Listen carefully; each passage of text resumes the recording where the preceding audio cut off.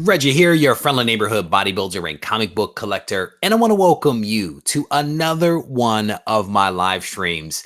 I am here in the comic book room, and I want to do a quick video about something that has kind of come to my attention. So there was something that came into my inbox yesterday that kind of caught my attention. I started to think about doing a video on it.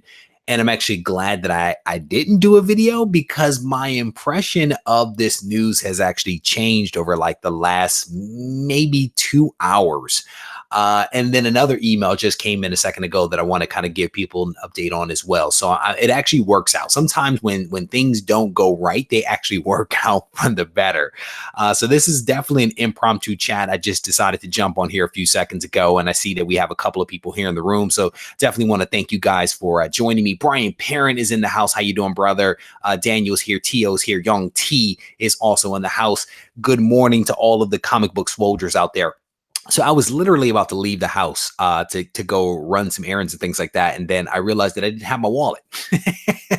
My wallet is in my wife's car, and I am not going to take the chance of driving without my license. And I certainly can't buy anything. Well, I technically have my phone and could buy some stuff, but whatever. So I'm here hanging out, waiting for her to come back so that I can actually leave the house. Comics and Beers is here. Nick is here. Lost Comic Junkie is in the house. Walker Payne, how you doing, brother? Love Comic Art is in the house. I want to welcome you guys. It is good to see each and every one of you. A couple of new faces here, so it's definitely a good thing. So what I wanted to talk about yesterday into today is a headline that I've been seeing. And it's a headline, and there's also some quotes that are out there floating from Todd Phillips. And you guys may or may not know Todd Phillips. I honestly didn't even know who the dude was until just recently, right? So Todd Phillips is actually the director for the new Joker movie. And when I saw the headlines and then read a couple of the articles and quotes from Todd Phillips, I was perplexed. I was honestly perplexed about some of the things that he was saying until I started to dig a little bit deeper. Before we go any further, I want to pause real quick. Just a little podcast. Shout out to these guys. They have an awesome podcast. They reached out to me recently when I announced that I had started a podcast and offered up some words of advice, some tips and stuff like that, because they've been doing podcasts longer than I, because I've only been doing it a week and a half. So but they offered me some words of advice, and then when I was listening to their podcast earlier today, gave me a shout out in one of their podcasts for some stuff that they did at a recent con. So if you guys get a chance, check out Just a Little Podcast, who is here in the room. I actually downloaded them on iTunes. I just finished listening to one of their podcasts a short while ago. And on that note, we have reached 205 I guess subscribers, followers on the podcast. I think that's how you look at it on Podbean. The number skyrocketed like yesterday. I think we were like 187, 185, something like that. Now we're at 205 as of this morning. So I think it's a really good sign that people are digging that means of getting some information from the channel. So shout out to everyone that's had an opportunity to access it either on Podbean, on Google Play, or on iTunes. The iTunes numbers are climbing little by little, but definitely Podbean is the way to go. So shout out to you guys, and good morning to everyone that has popped in. So I was talking about the Joker, and I was talking about Todd Phillips, who is the director for the Joker. And here's the headline. Here's one of the headlines that caught my attention. It said, Todd Phillips says Joker movie won't follow anything from the comics. And so when I read that headline, I was like, why? Why would you do that?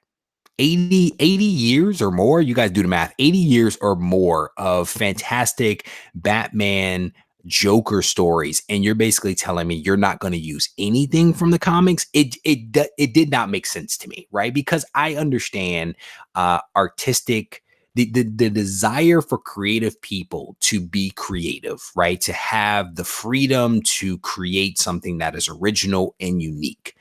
But as I thought about this, I'm like, you can still do that while being true to the comic. You know what I'm saying? It didn't make sense that they would basically say, hey, we're going to take this character that has been around forever, and we're not going to look at any of the source material. We're not going to look at any of the history of this character, and we're just going to make some stuff up. It just didn't seem like a smart thing to do. And it's like you can be true to the source material and still be creative within that context. I mean, look at the MCU. The MCU is killing it, right? They are true to some degree or another to the source material, but then they also express a great deal of creativity, you know? And from Heroes to Icons, it's like no to the Joker. So I read this headline, and it wasn't the only headline. There was many headlines that said that. And my thought was, okay, maybe they took this guy out of context. Maybe he actually did not say that. They're taking it out of context, and they're having a little fun trying to get people to entice them to actually read the article or whatever it is. But then I read the quote. I then read a quote from him, and he said, "We didn't follow anything from the comic books, which people are going to be mad about." So you are saying you didn't follow anything. You know that people are going to be upset about it, and you seem to be okay with that. And really, guy? So he goes on to say, "We just wrote our own version of where a guy like the Joker might come from. That was what was interesting to me. We are not even doing Joker, but a story of becoming Joker. It's about this man." Yeah, so they didn't take him out of context. He actually said it. He's like, no, we just made some stuff up. We sat down. We're super creative. We're bright people. We basically made some stuff up, and I know you're not going to like it, but I don't care because I'm creative. That's basically the way that quote sounds. If you twist it around a little bit, that's essentially what the guy says. And so I'm perplexed. And I started to do this live stream yesterday where I'm like, why would you do that? Like, why would you ever just roll the dice on something a character that people love, right? I mean, the Joker's been around forever. Why would you just roll the dice? Why not look at some of the great stories that have been written by super talented people and just twist them, morph them into something unique and creative? So I see just a little podcast. Like, totally agree. Just a little podcast goes on to say, do we need an origin story? That was one of the best things about the Joker. He was a mystery, and I think that's a great point here. Is that, and I am not a Joker or Batman expert. You guys know I'm kind of getting into it, but I am not an expert. But what I think is the Joker debuted, right? And he was super mysterious, and it wasn't until like 10 years after he was introduced that you got some semblance of an origin story. And then over time, I think there were some additional kind of interpretations of his origin. But then there was always this: is this really the truth, or is there more to it, right? And I think that even they kind of honored that 10-year gap by saying, here's a little background, but we don't know if it's true, which adds to the mystery. You know what I'm saying? So I don't know. I don't know if an origin story is needed. I don't know if it's not. It caught me off guard where you're like, hey, I'm going to just do my own thing. I'm going to roll these dice, and I don't really care. And then Lost Comic Junkie says, I'm in. I'm still going to see it. Daniel, good morning to you. Love comic art is basically saying, Reggie, it's the same with Guardians of the Galaxy. Here we go. Young T is talking about there are three different Jokers. I've heard about that interpretation, that there's actually three different ones there. Harvey Abel's asking, did Joker have an origin story in comics? He did. He actually has a couple different versions of his origin story, where I think he was like a factory worker who fell into a vat. He was a criminal who fell into a vat. Like, he was always, I guess, they kind of stayed true to some degree to him falling in a vat and basically becoming psychotic. But here's the thing. I had, when I originally saw the first trailer for the Joker movie, because I saw it when it came out and people were like, what did you think? And I was kind of like, right? So I read these articles about Todd Phillips. I then went back and read a little bit of like the Joker's origin and stuff like that. Just online, real quick stuff. And then I watched the trailer again. And this time I took away a different meaning. I honestly took a different meaning from just everything that I believed to be true before, air quote, true before. I thought the trailer was actually pretty cool. The first time I watched it, I was like, eh. The second time, I was like, this is actually probably going to be a super creepy yet dope movie. I mean, this guy is like bathing his mother. He is dancing with his mother, which is just creepy in and of itself. He visits Arkham Asylum. I mean, he's like a part-time stand-up comedian, and then also, he's doing some stuff on the street to try to earn money. And what I realized through watching the trailer again was that they were, to some degree or another, still tying back to some of the Joker's origins, right? Because I believe that Joker was like a stand-up comedian. You guys correct me if I'm wrong on that, but they are harkening back to some of the source material. There was even like a young Bruce Wayne in there that they showed the Joker interacting with him and pushing up his face into a smile. I mean, it was actually, again, I think that this movie may actually be good. It is designed to be a standalone movie with like no follow-ups. It's designed to be kind of self-contained, if you will. But I actually think it might be a pretty good movie. That is actually my thought here. Hawaiian Punch in Your Face 72. How you doing, brother? It's good to see you. Darth is saying that Joker is going to be better than the Suicide Squad. We will see. Alec the Comic Quarter, how you doing, brother? Good morning, TJ Watson. It's good to see both you guys. Hey, how you doing? Boat Right Family and Comics. So again, I based upon the comments that I was seeing and reading, I had one set of feelings based upon the first viewing of the trailer. I had one set of feelings. And then after I looked at it again, I actually feel completely different about it. I'm still not going to see it at the movie theater because I don't go to the movies, right? But I think it's actually going to be a really good movie. I believe that. And there were people that in one of the previous live streams was like somebody said, here, I'm still going to see it. I think it's going to be a good movie. I don't really care. And I didn't quite appreciate where they were coming from, but I do now. I do now because I really do, upon reflection, think that this is actually going to be a cool movie. So fingers crossed.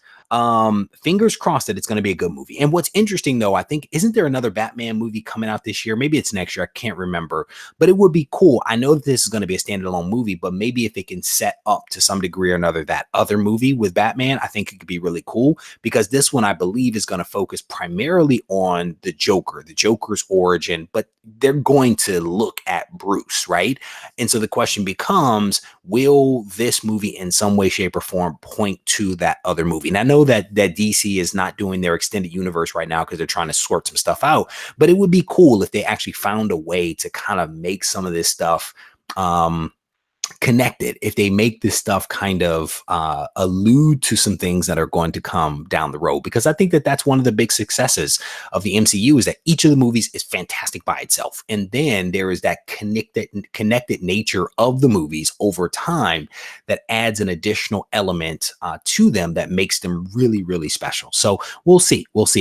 Just a little podcast is saying DC needs some films. Wonder Woman and Aquaman don't carry the franchise, but I'm open to watching it. Alex the Comic Quarter, my man, is saying I'll watch it, but not really excited about it. Probably rent it, so he'll see it in the year after, or like after the first 6 months, like me. He says I watch a standalone Robin Nightwing movie. That could be cool. G Murray, how you doing, bro? It's good to see you. So he's saying I might see it, but judging from the previews, it better not be a snore fest. Again, I think it's gonna be like a dark comedy.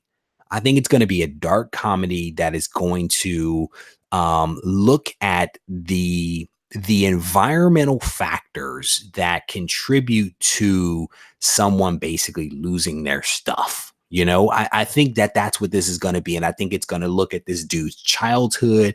I think it's going to look at how he was tormented and teased, and just kind of worn down until he was just nothing, and then just decided to lash out. That's what I think this movie is going to be.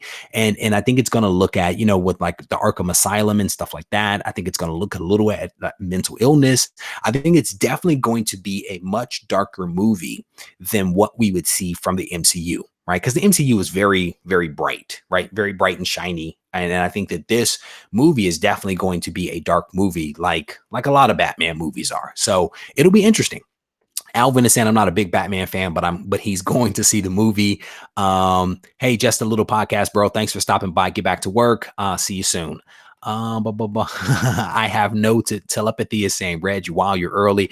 Yeah, man, because I was planning on leaving the house and then realized I didn't have my wallet to actually leave to go do the things that I needed to do. So I was like, forget it. I'll just go live for a little bit, waiting for my wife to come back with my wallet before I head out into the streets.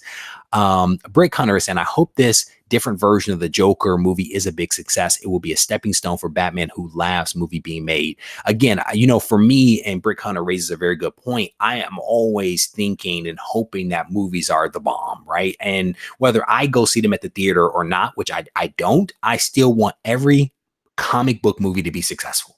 And that is my goal, because the more successful the movies are, then the more movies that come out, and eventually the more movies that I get to see on Netflix and Hulu and Amazon Prime.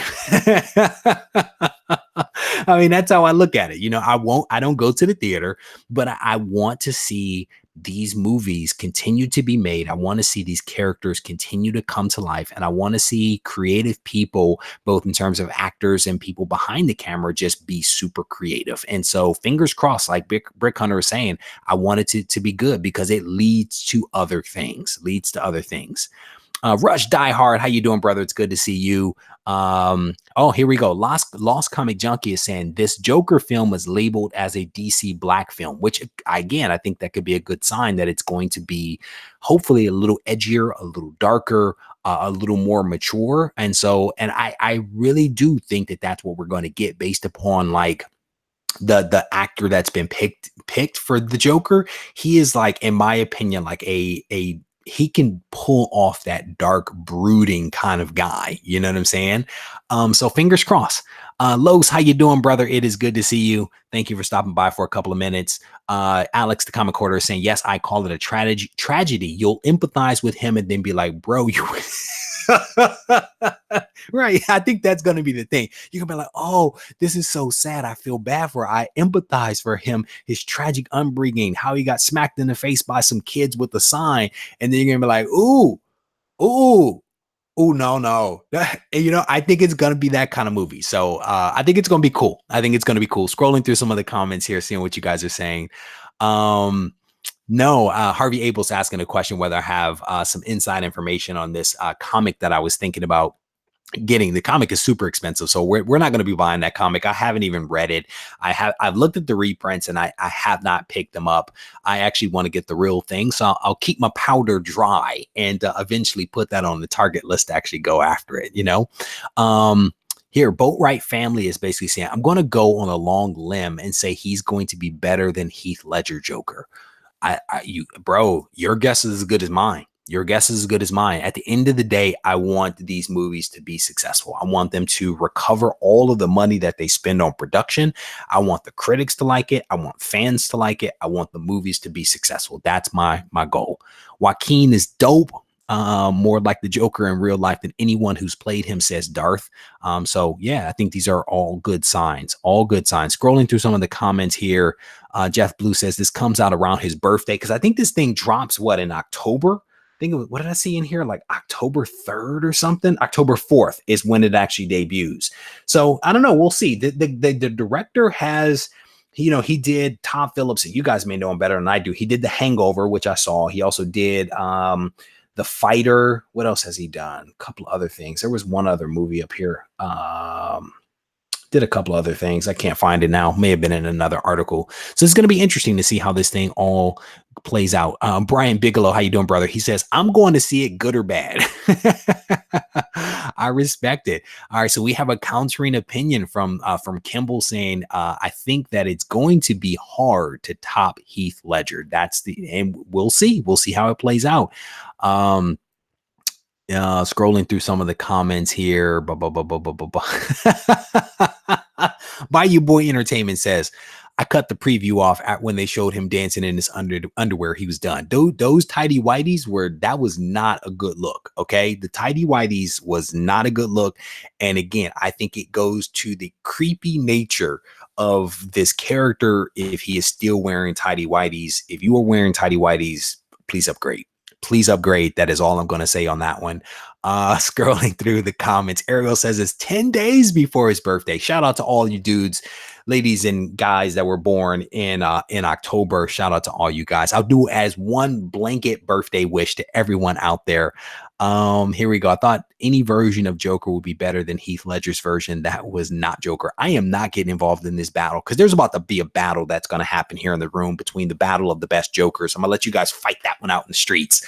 So as I was preparing for this live stream, and again, my whole thing with this thing is that I was thinking one way about this movie when I first read the headlines, when I first saw the trailer. But upon reflection, I honestly, again, think that it's going to be a pretty solid movie. Fingers crossed that this thing is actually dope. Because again, I think that it leads to bigger and better things for the comic book industry as a whole if these movies continue to be successful. So as I was preparing for this live stream, something popped into my email box that I wanted to talk to you guys about very, very briefly. And it is about CBCS. As you guys know, I covered some things that they were doing recently, and then they reached out to me via email. We had a back and forth. They clarified a few things for me based upon their turnaround time promotion that they were doing. And I brought that news to you guys. I think it was like the next day. So this one has popped in, and it's similar. They are basically guaranteeing a turnaround offer for July. They're saying that this program is back starting July 8th, which was basically 2 days ago. CBCS is again offering a money back 6-week turnaround grading guarantee, which I think is really, really cool. They say based upon the positive response to the program previously, they are now bringing this thing back. So here are some of the details.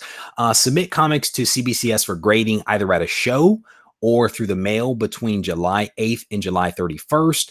And we don't get your books graded, then we'll shipped. Wait a minute, hold on. Whoa, pause. I need to learn how to read. And if we don't get your books graded, then shipped within that 6 weeks, we will grade them for free. It's as easy as that. That might not have been the best constructed sentence. Please know the service level starts the first business day after the order is received in our Dallas office. This means if you submitted a show, it could take a few days to reach us here in Dallas, but will be shipped back within the 6 weeks, 30 business days from that received date starting the next day. So there's a promo code for this thing. It is 6-week TAT19, so 6-week turnaround time 19. So it seems like it's a pretty cool program. If you send your books in, they don't get them processed, graded, sent back out to you in a timely fashion, it's basically for free. So you basically have from July 8th, which was 2 days ago, until July 31st to take advantage of this thing. And then if you have questions, there's the customer service at cbcscomics.com that you can reach out to. So I think that this is pretty cool. And then they shout out to them. They put an Amazing Spider-Man comic in there, 9.8. Which one is that? That is 69 is a book I just recently picked up. Mine was not a 9.8. So shout out to whoever owns this actual book. But I think that CBCS is trying to do some things, man. They're throwing the gauntlet down and basically saying we are willing to put our money where our mouth is, and we are going to get your books. We're going to get them graded. We're going to get them shipped back out to you in a timely fashion. Again, one of the things that has hampered CBCS big time has been their turnaround time, and they appear to be aggressively trying to correct some of this stuff by putting these promotional programs in place. And I think someone told me that they had a 10-day turnaround time. Like I think it was 10 books, 10 days or something like that. And I think it's impressive, man. I wish them luck. And, you know, just like I was talking about with the movie a second ago, I think that, competition is important. And so if CBCS is going to start doing stuff like this makes them more competitive, which puts more pressure on the overall market to perform and to keep service qualities high and hopefully prices a little lower. So I think that this is a wonderful thing.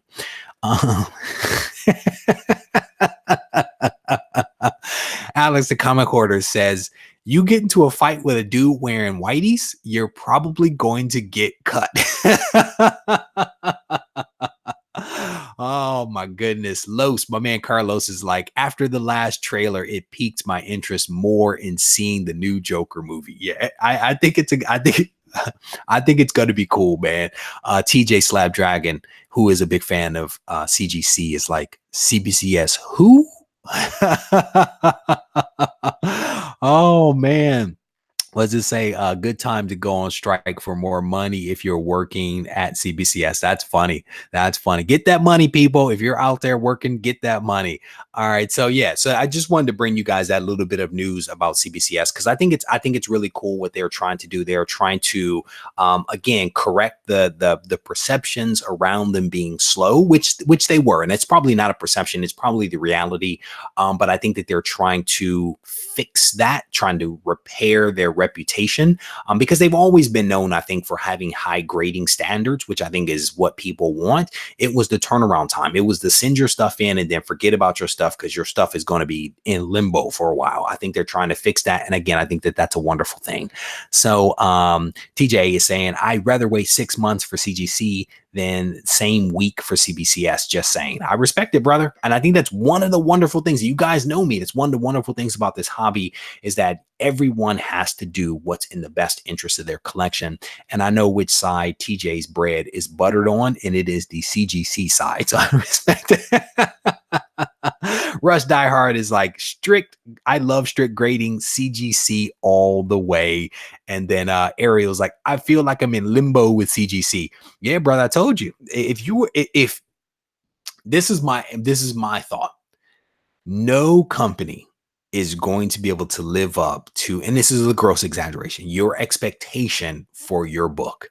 I send my book in, I want gratification, I want my book back, and if it's not with me, I am not happy. You know what I'm saying? But all of these things, they take time and stuff like that. So I don't think that any of these companies are perfect, but they are definitely trying to make some magic happen. So thank you, TJ. TJ is commenting on the Wolverine that's back over behind me, that it was actually done by the gentleman right above you, TJ. Randy Resnake is the creator, the artist on that really cool Wolverine back there. I think I unboxed that in one of the videos. If not, ignore it because that video is coming out. But Randy hooked me up. He's hooked me up a couple of times with a couple of cool pieces of art. This was the most recent, this really cool Wolverine back there, which is big fan of Spider-Man, yes, but Wolverine is definitely dope. And that inked art back there is really fantastic. So decided to put that one up to kind of acknowledge that wonderful, generous AOK from my man right there. Hold on, scrolling down. G Murray saying, I like both. I just hope this doesn't cause CBCS to rush on grading books and 10 spine ticks. I respect that. The hope, right, is that here's the hope. The hope is that they have staffed up to be able to absorb the influx of books that are coming in without reducing quality. That's the hope.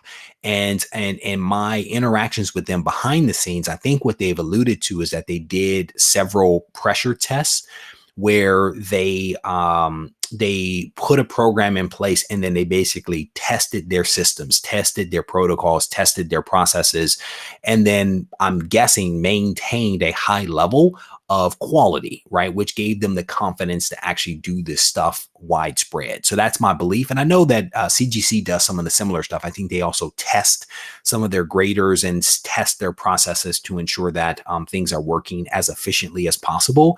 And I would assume that CBCS has done something similar. So we will see. We will see what happens with that. I need to get the $150 membership again. Haven't graded books in a minute or two. Yeah, Alex, the comic hoarder, is talking about that. I took about 6 months or more, honestly, before I did mine. When I first got my membership at CGC, I was on a tear. Everything got graded. A bunch of garbage, I graded it. And then I took a break and reflected upon it. And then I came back with a little bit of a vengeance. I think I have like 8 or 9 orders with them right now. And I have a stack of books off to my side that I'm actually going to be sending off to them hopefully sometime soon. So if you do, Alex, the comic hoarder, make sure you use that affiliate link in the description of my video so that, CGC knows that I'm still out here making magic, making dreams happen. But no, there is an affiliate link in the description of videos. So if you guys are thinking about getting memberships to CGC, I definitely encourage you guys to use that affiliate link. I do get a couple of bucks from CGC for the referral, so full disclosure on that. It's not substantive. I'm not getting rich, but it actually just goes right back to them in the form of books getting graded. So that's how it works. Phil is asking, do they train people how to grade, or do you need to know before you work there? So it's my understanding that there are actually classes that you can take on comic book grading. I don't know where these classes are, but I know from other people that they actually have taken classes on grading comics. And so I don't know how CGC or CBCS works. I honestly don't know. I don't know. I was about to make a guess and I would be completely wrong. So I would say if you are interested in being a professional grader, I would send these people an email, send both companies an email and just ask them a question, right? And see where it goes. The worst that could happen is that you get an answer is that you need to be a grader before you come on board, right? The best that could happen is they're like, yeah, we train people on the job, you know. So I say, look into it, Phil, and see what it is, and then tell me, let me know. Not that I want to work there. I'm just curious as to what the answer is now. Um, Let me see. Ariel says, I was the same way till his bank account made him realize not everything gets graded. Well said, sir. Well, well said. I was gonna do it, but then the way my bank account was set up. That's a what is that? Kevin Hart joke. So here's the thing is that some of the videos, well, a lot of the videos that I create for you guys really come from two things. They come from mistakes that I've made, and I'm like, hey, don't do this. And then they also come from me sitting here thinking about something and being like, "Ooh, this could be bad if this happens." And so some of the videos that I've created where I'm like, "Hey, here are some factors to consider before you submit a book," that really came out of the fact that I sent in books that were air quote completely worthless. It actually cost me more to get them cleaned and pressed than what the book is actually worth, right?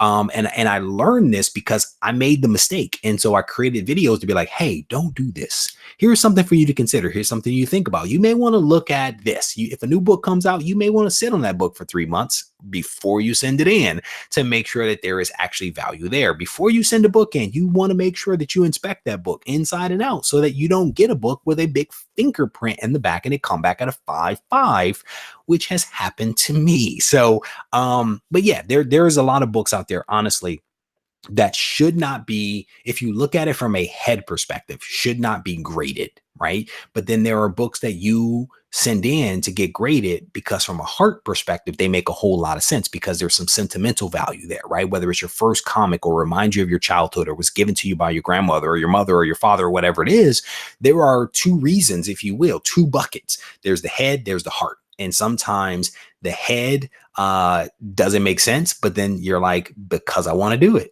Boom. And so that is also a preview of a video that is coming out very soon. Head and heart. Stay tuned. Scrolling through the comments, someone was like, 1G. Who said that? Scrolling up. Marvel Joe, my man. How you doing, brother? It is good to see you.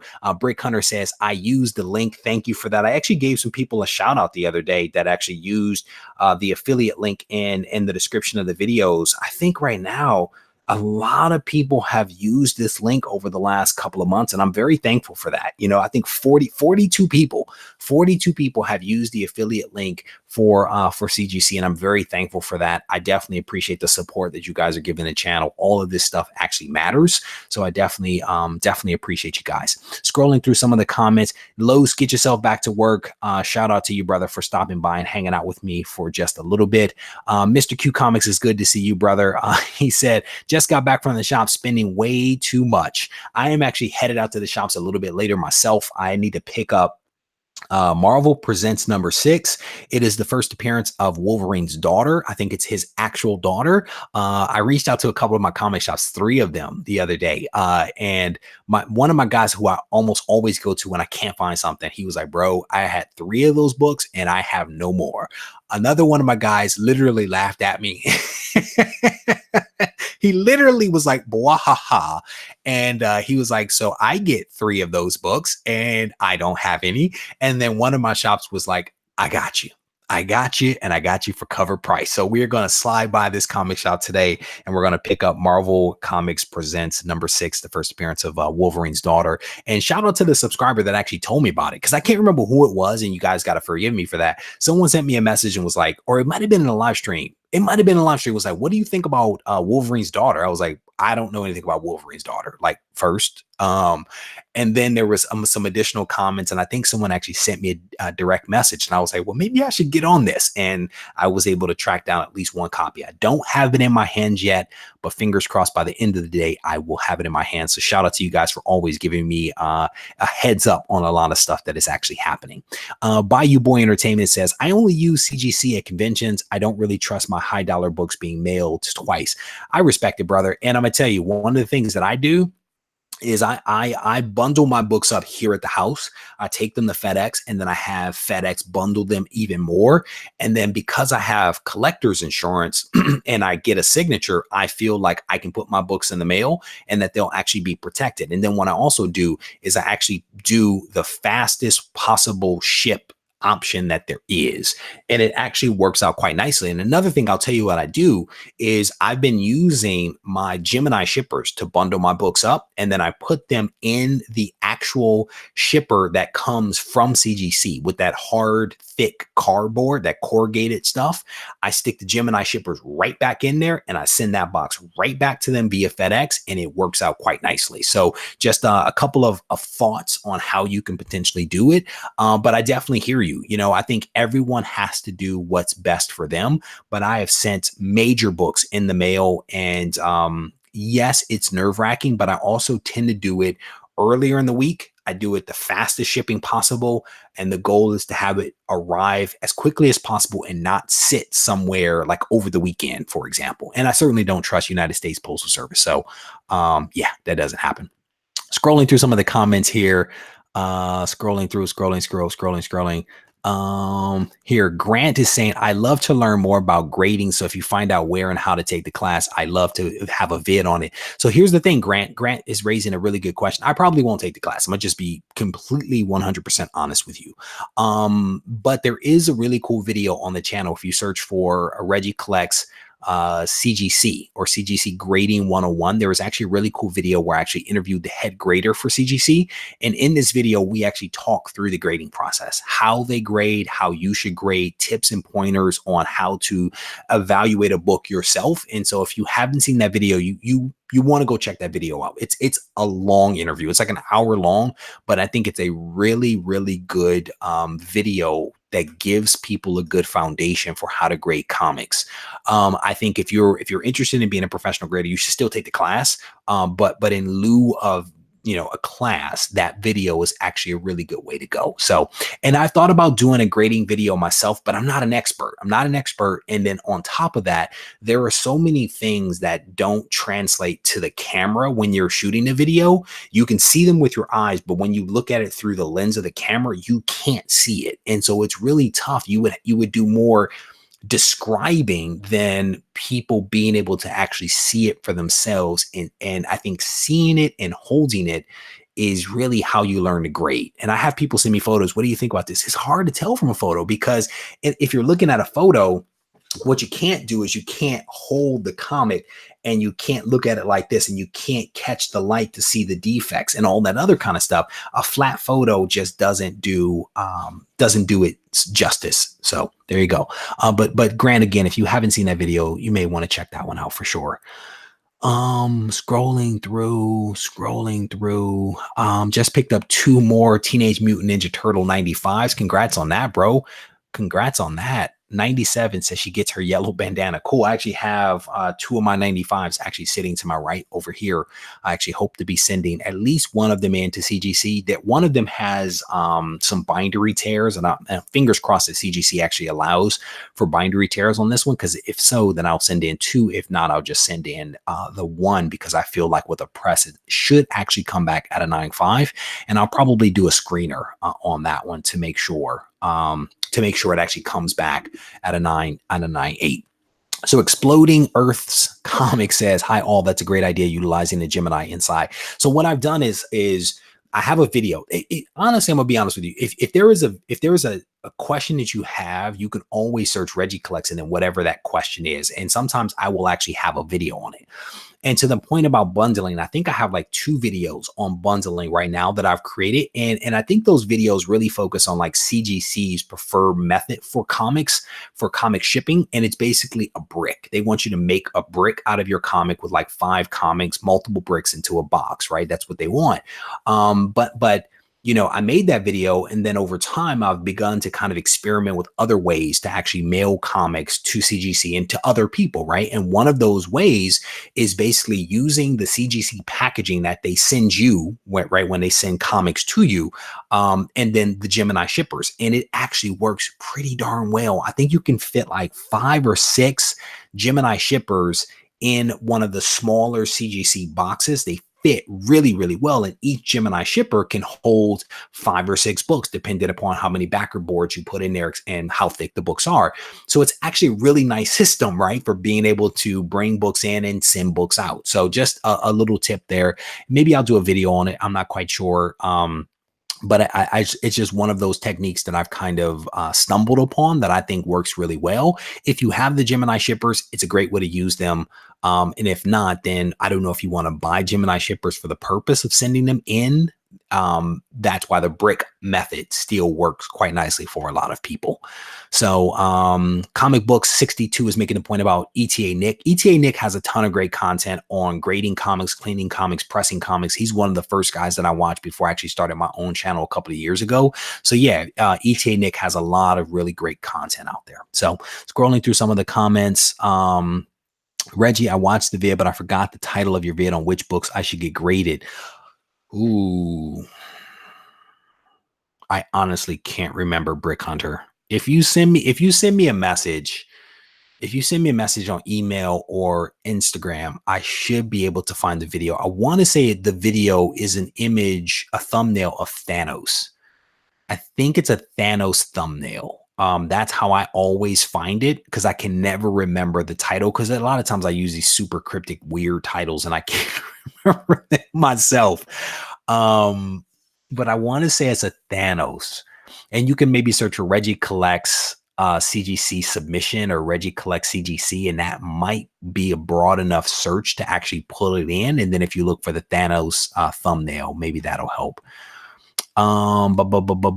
Scrolling down through some of the comments. Todd says, I sent in a Hulk 181 and I was having an anxiety attack, bro. Ooh, yeah, I hear you. And again, I think what you do is you bundle that Joker up as best you can. You send it as swiftly as you can.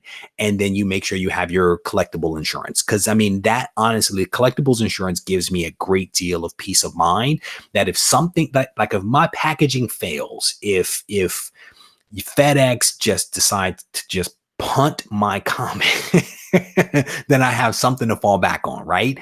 And by having the collectible insurance, it covers not just my collection here at the house, it protects them if I have them off site, and it protects them in the mail, which is another really important, pitfall for folks. That gives me a great deal of comfort. And there is a video where I actually sit down and talk with the guy, the director for collectible insurance. If you guys search for that, you can actually find that video and learn a little bit more about that. So good luck to Alex's point. Good luck with that Hulk 181. If that's still out there at CGC, good luck on getting that one back. So Phil is asking, how hard is it to find a 10-0 of a comic? I don't think it's that hard at all, to be honest with you. It just depends on, is it a comic you want? You know what I'm saying? I mean, 10s are out there, and I want to say TJ Slapdragon actually has some 10s, but is it a book that you want? Right? I don't know. I actually made that statement like months and months ago, but I've never seen a perfect 10. And then all of a sudden I got like multiple emails, multiple direct messages where people are like, here's a perfect 10, here's a perfect 10. And they were all these obscure books.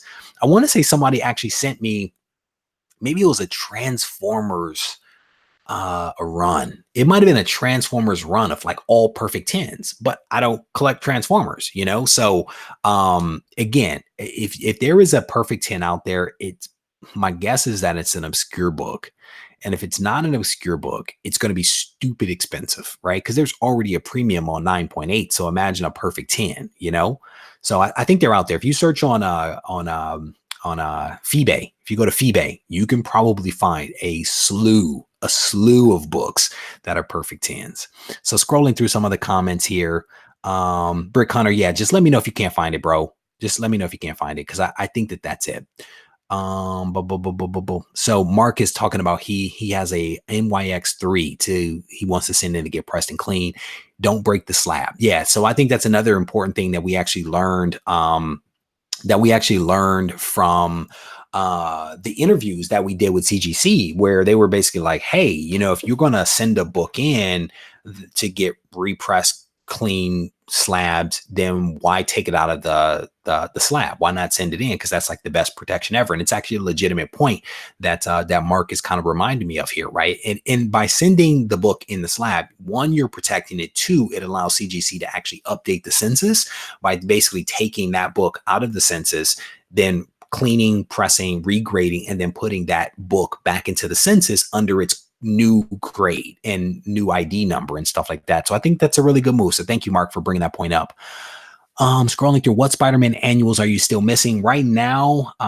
From the list, 1, 2, 4, 6, 7, 12, 15. Though that's essentially what I'm missing right now. Here, let me cover that up. I can't show you guys everything. Can show you everything. So this is what I'm missing. 1, 2, 4, 6, 7, 12, 15. It's basically what I'm missing from annuals. Scrolling through, make it there you want. Hold on. What is this? I can't get the Geminis very easily up here in Canada, but he pre-makes a do-it-yourself version for shipping, so I'm definitely going to try that. Yeah, I think I have a video on that. If you search for Regie Collects Shipping Comics. Shipping comics, I think you'll probably see at least 2 videos that I've done on shipping, and the brick method is a good way to go. And what I've started to do with like my bricks, when people buy large lots from me, what I've started to do is actually use saran wrap as well. I actually picked that up from the guys over at IG Comic Store. Saran wrap goes a long way, right? So basically what I do is I put a backing board on the front and the back of the brick, and then I just wrap it tightly in cellophane across the, vertically and then horizontally to make sure that the books stay in there. And then I form the brick using larger pieces of cardboard on either side so as to give enough breathing room. And there's some other things that I do to cushion the sides and stuff like that. But again, that's too complicated to talk about in this impromptu setting. But yeah, I think you'll be in good shape if you make those bricks. So scrolling hard, really, Comic Book 62 is saying really hard unless you get a 10 of an older, less than 2 years old. Yeah, there you go. Scrolling through some of the comments here. What are people talking about? I could never crack a slab. Too heavy-handed to crack the slab. Yeah. I'm actually going to try to crack my first slab, to be honest with you, because I want to press the book as part of this pressing series that I've been doing. So I may actually try to crack a slab. I'm actually not going to crack it on screen because that might be a debacle. So I'm going to be like, here's a comic that I'm about to crack and press. All right. Here's the book. It's been taken out of the plastic. I think that's how I'm going to do it, because I think it'll be a hot mess to try to do it online. So you need good lighting when grading a book. One of the shows I go to, the guy jokes come. Okay, so scrolling through some of the other comments here. Make a video about sending a comic to CGC and how is the best way to do it. So yeah, there's actually multiple videos on that. Multiple videos on Lover Comic Art is asking about making a video on how to send it to CGC. So basically what I have is if you go to the channel, you search for Regie Collects and some of these terms, there are videos on what books you should send to CGC. What is the CGC step-by-step process for submission? How do you define or determine the declare value for the comic? How do you bundle the comic up to actually send it in? So I basically have a video on the entire process of submission to CGC or any other grading company for that matter. The only one that I have a step-by-step guide for is CGC because that's who I use. So I have an older video that I did probably over a year and a half ago with step-by-step directions. And then I have a newer video that I did where it was a live broadcast and the stream quality might not have been good. But again, Regie Collects CGC, you should be able to find the various videos that walk through the process. And if you can't find them, let me know and I can send you a link so I can definitely hook you guys up. Yeah, so Harvey Abel's making a point here. He says, I think Regie and several others have made a video on sending comics in. Yes, definitely have. So I have Telepathy is asking, do I have any of the Marvel Special Edition Treasury books? I don't. I don't. I have seen those books, including the Muhammad Ali Spider-Man book. I've seen those books multiple times, and I haven't. I have never picked them up. Not really sure why. But I guess they're not my jam. I guess that's probably the best way to look at it. They're not my jam. They're not my jam right now, and so I haven't touched in on any of those. But at some point, I may actually do it. So comic love comic art. He says new to the channel. So yeah, generally speaking, bro, generally speaking, I have made a video on so many things, and it's like if you have the thought, search for it, and you might be able to find it. And if you can't, ask me the question. And I say ask me the question for two reasons. Either I'll be able to point you to the video, or it will motivate me to actually record a video on that topic. So that's why I'm like, hey, if you have questions, comments, thoughts, issues, concerns, please reach out to me, because I can either help you or I can help you by creating it and then dropping it. So hit me up. Hey Reggie, what app do you use to see if a comic is a key? The only app that I use, honestly, is Key Collector app. I use Key Collector app, and I have for a very long time. I actually still use the free version of Key Collector app. I haven't paid for the upgrade, and I probably won't, because that's just me being cheap. But Key Collector app, I think, is really dope. So I definitely support Nick and what Nick is trying to do. I just haven't given Nick any of my money. But I have done videos on Key Collector app back when he was still small. I actually had a lot of conversations with Nick, and I think I created a video on the channel on Key Collector app because I actually think it's really cool. I actually integrated it into a couple of videos, if memory serves. NC Slapjacks is in the house. How you doing, brother? Logan is basically saying Superman was with Ali. Yeah, there's a Superman. I think there's a Thor version, the Fantastic Four version. I think there's quite a few of them out there. I was actually at the Berkeley Comic-Con a couple of months ago, and there was like a massive stack of all the treasuries, and it's not my jam. It's not my jam. I haven't jumped into there. Mr. Q, do you ever submit just 1 to 2 books or wait until you have a bunch? So that's one of my theories, right? One of my theories with submitting comics to get graded is to lower as best I can the per book cost associated with that submission.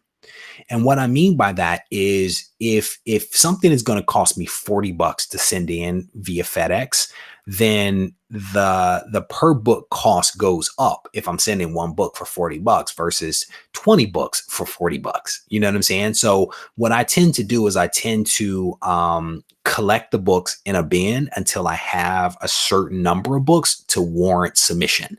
And one of the bins that you see hidden behind, well, you don't see it because it's hidden behind that Wolverine back there, is one of my submission bins. And then I have another bin underneath the table behind me. But basically what I do is I basically separate off books that I think I'm going to submit. And I try to group a bunch of my modern books together that I want to send in. I try to group older books in one group. And the reason that I do this is because when I send books in, I like to put as many books on an invoice as I possibly can. I think an invoice holds like 20 comics, 25 comics. I can never remember, right? But the goal is to lower that per book submission cost as much as I can. But I want to group my books based upon like age or service, right? So if I have a bunch of modern books that I'm sending in, maybe what I'll do is I'll do a pre-screen, right? And I'll say for everything that's on this list, I want a pre-screen of 9.8 or above, right? If it's not 9.8, I don't want to grade it. And so I'll do that as like one submission because that's going to be on one time cycle.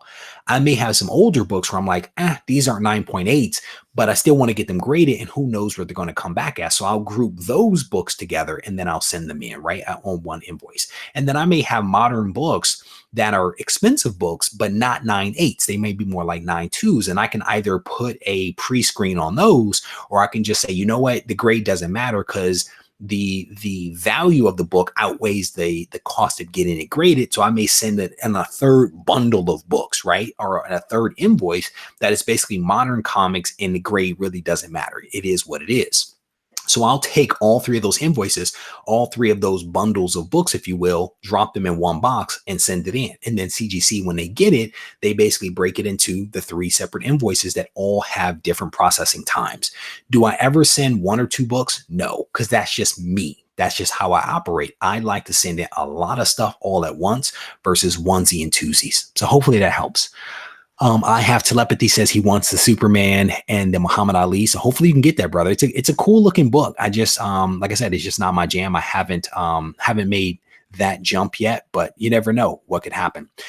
Airman is asking about the CBCS offer. So I'll mention it here one more time. Basically, CBCS is basically saying if we don't get your books in and out in 6 weeks, your books are free. That's basically the gist of it. It's something that they just announced earlier today, probably 15 minutes or so before I actually went on air.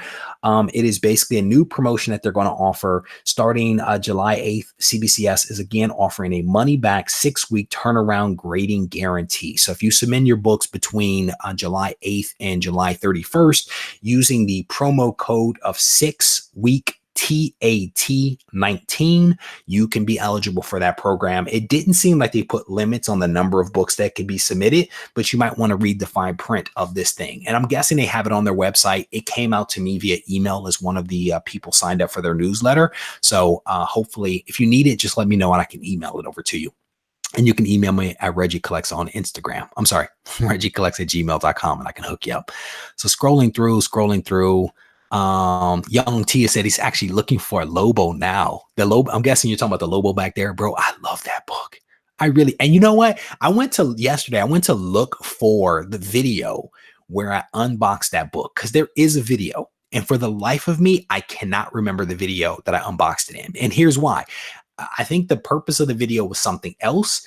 And this book had just come in and I was like, screw it. I'm gonna just throw it in this video. And I did it and I buried it. And now I can't find it. So there is a video. There is a video featuring that Lobo #1 back there.